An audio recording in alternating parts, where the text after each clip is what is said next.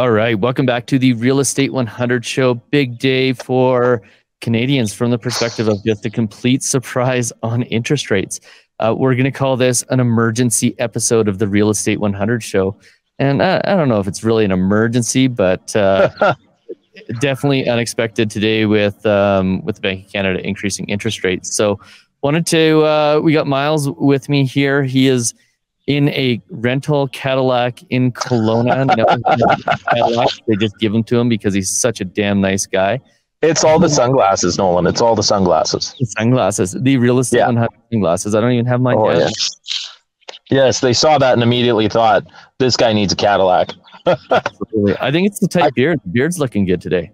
Yeah, no, I got all trimmed up for, I got some broker advisory council up here. So I was supposed to be in my hotel room, but I found a nice park that I could sit at to record the episode and at least get on there. So hopefully the audio is coming through good. I can't think of a better place to talk about interest rates going up.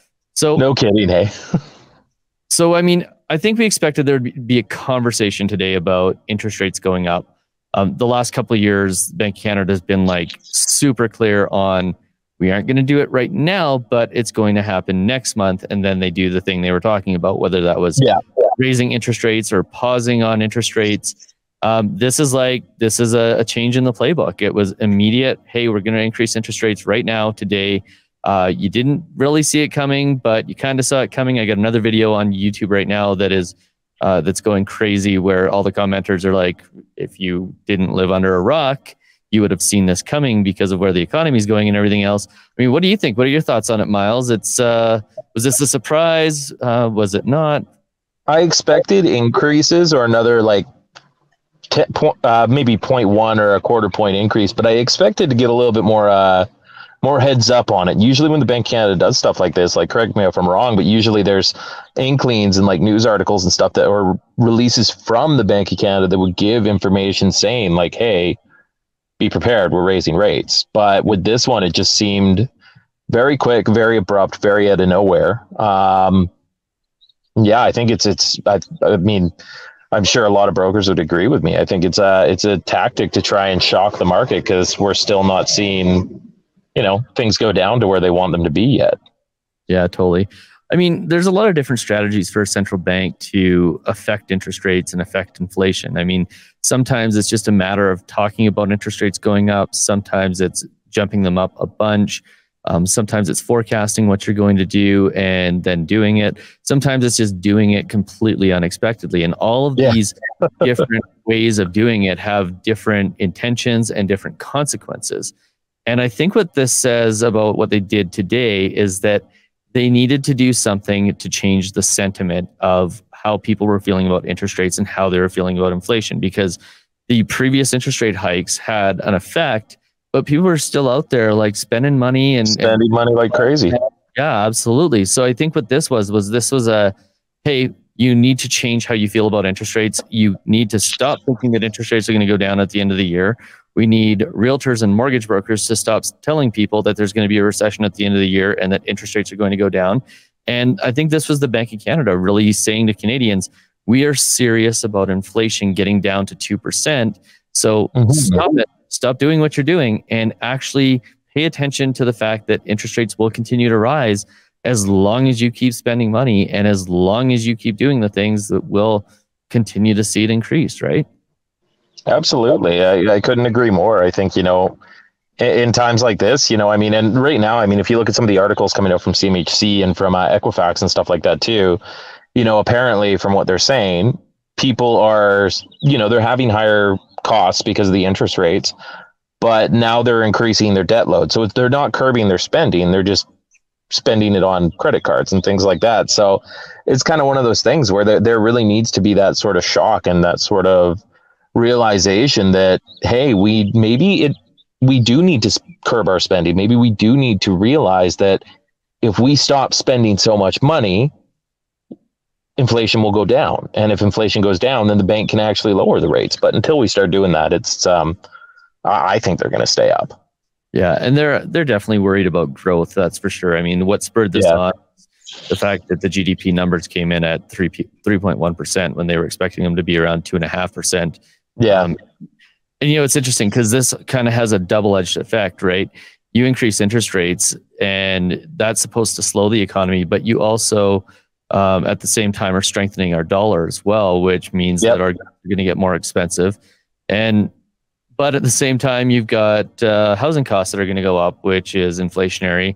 So, I mean, there's a lot to this and a lot going on, and I don't think it's an easy job right now for the Bank of Canada. No, I definitely would not want to be Tiff Macklin. No.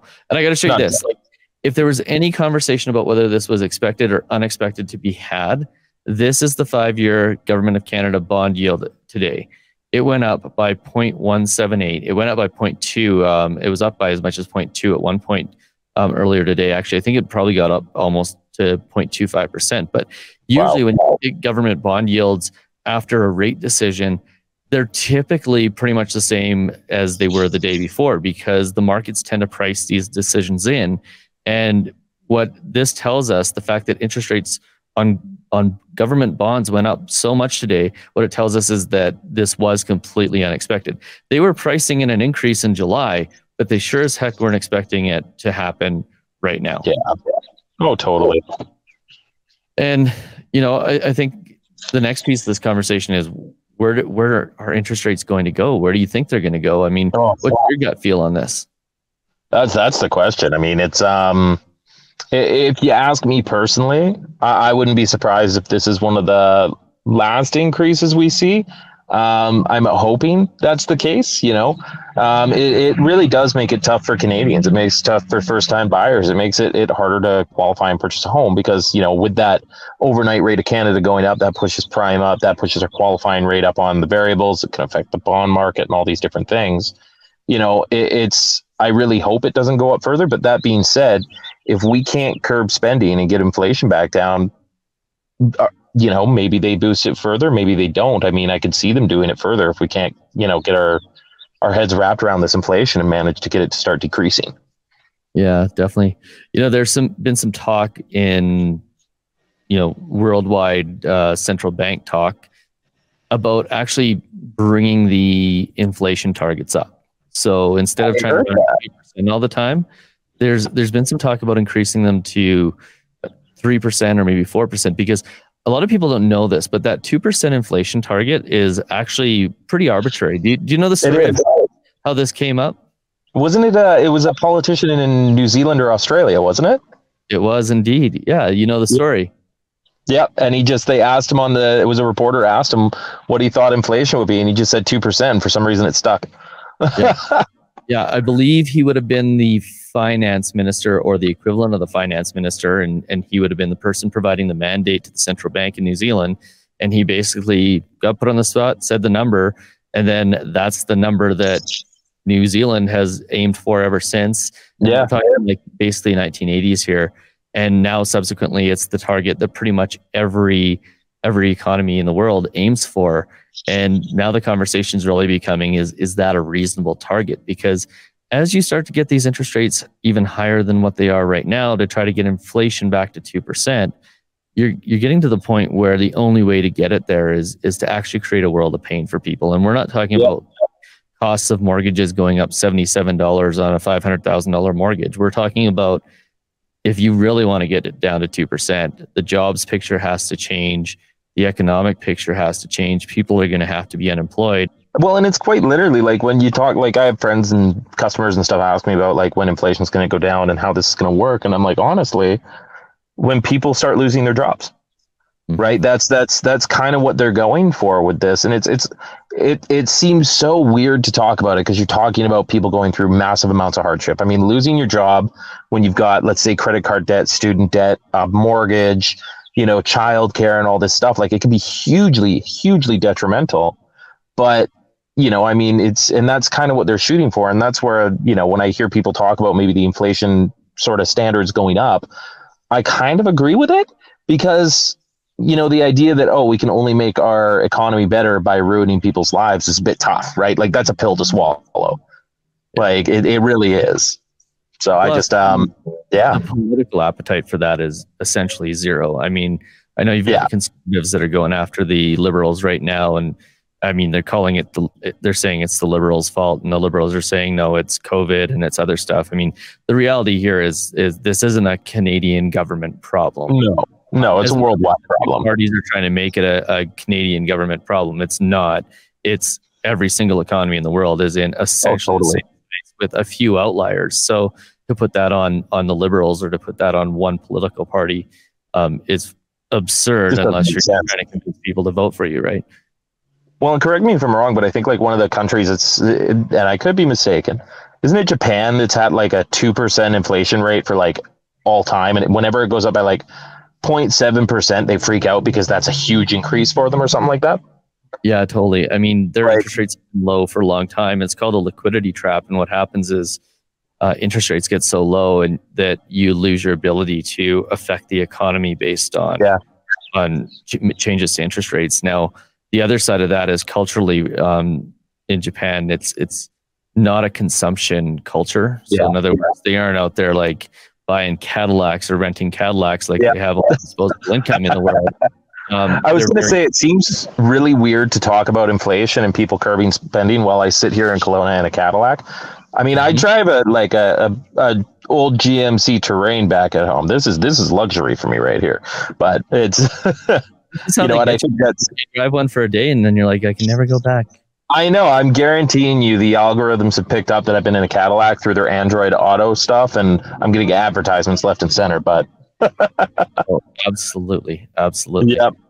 But so it's it's really interesting, especially when you do compare like other cultures like that. Like, I mean, like you said, there are cultures out there where it's not consumeristic. It's you know, you don't have to have the newest, shiniest thing. And I think in you know, Canadian and American cultures, we are very much, you want the newest, shiniest thing. I mean, look at cell phones, for example. A new one comes out every 6 months. And how fast do people rush in for the new iPhone and stuff, right? You know, it's one of those things. Would be basically a disposable item, right? Yeah. Like, here, this one's almost 2 years old. Got to go. Yep. Oh, so my wife's been bothering me about it for God months, because our contracts are up. It's been 2 years, and she keeps saying, let's go get new phones. And I keep saying, nope, we're good. We're good. Well, I mean, depending on your cell phone company, you almost have to get a new phone because you're probably paying for one anyways, right? That's very true. Very, very true. Okay, so how do we advise clients on this? Like, you're getting a mortgage, you're coming in, buying a house, first time home. How are we advising clients now that we know that interest rates are going up a quarter of a point, fixed rates are going to go up probably sometime, if not today, tomorrow? How are we advising clients? What should they be doing? I think sticking to that mentality, like it's something that you've said in previous videos, and I think we've talked about it before, finding the lowest rate that works for you. You know, if you don't want to try and play the market, because playing the market is next to impossible, taking that low 5-year fixed, which is still lower than the rest of them, might be the best option for you. But if you are someone who wants to try and take that risk, because there is a risk by taking a shorter term, because we don't know the rates are going to go down, you know, taking a 4-year, 3-year right now, honestly, with rates moving the way they are, my favorite is that 4-year, just because it's kind of the happy medium, right?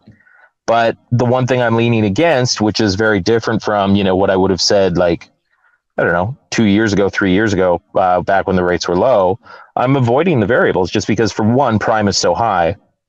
And for two, I'm finding the discounts from prime, because as we all know, the you know, variable you receive is prime minus, right? So it's the prime rate less the discount. And what we're finding is the discounts aren't as attractive unless you're like high ratio financing or have like 50% down or something like that. So we are kind of going into a market where we're seeing more people taking these fixed rates just because they're a better option. Totally. I mean, the banks have about as big of an appetite for variable rate mortgages right now as clients do, right? Absolutely. Nobody wants them. They don't want to sell them. Borrowers don't want to borrow with them. I mean, that's just the nature of fixed versus variable right now. Now, absolutely. I think the big thing and the most important point here is every time the Bank of Canada increases interest rates, that's potentially giving us more bandwidth down the road for interest rates to come down. And if you're looking at a 5-year time horizon, I think there's a pretty good chance over the next 5 years, we're going to see at some point interest rates come down. Now, that could be 4 years from now, and interest rates could have gone up another 5%. Who knows? Mm-hmm. But I think what's important when a client's getting a mortgage right now, knowing that, you know, they're not on that floor anymore, and they're looking at the fact that at some point there's going to be a peak, is making sure that they're getting a mortgage that is not a discount mortgage, one that's transferable, one with a low penalty. Absolutely. We can go to this camera angle over here again. No, it's over here. And say, if you were getting a 5-year fixed mortgage with a big bank, you are going to have a massive penalty if interest rates go down. So I mean, that's my favorite part of this show is that little conversation in camera number 2. And totally. Making sure you don't have that penalty, making sure you don't have a bona fide sale clause that doesn't allow you to switch to a different lender. You can watch the other episodes if you want to know what a bona fide sale clause is, but as much flexibility as possible in your mortgage by getting a good fixed rate. Oh, I lost Myles. That's okay. I'll keep going without him. So getting a good mortgage from a non-discount lender, getting one that you can switch to a different lender with, and basically having all the flexibility you need in order to switch to a different lender for a lower rate at somewhere down the road is probably the most important thing when it comes to choosing a mortgage right now. So flexibility is key. Don't trade 0.1% at a brokerage or at a lender that you don't recognize for the inability to basically be able to get a better mortgage somewhere down the road. That's the key thing, I think, to take away from this whole conversation with respect to getting a mortgage in the future and with respect to choosing a mortgage at any time, but especially in today's interest rate environment. So interesting news. I don't think there's a ton of panic to be had here. I do think we need to be watching those job numbers. And I do think that for most people, you need to be making yourself indispensable at work right now so that in the event that employment rates go down, you are the last person out the door instead of the first person out the door. So keep that in mind. Make sure you're in the right mortgage and that you're comfortable.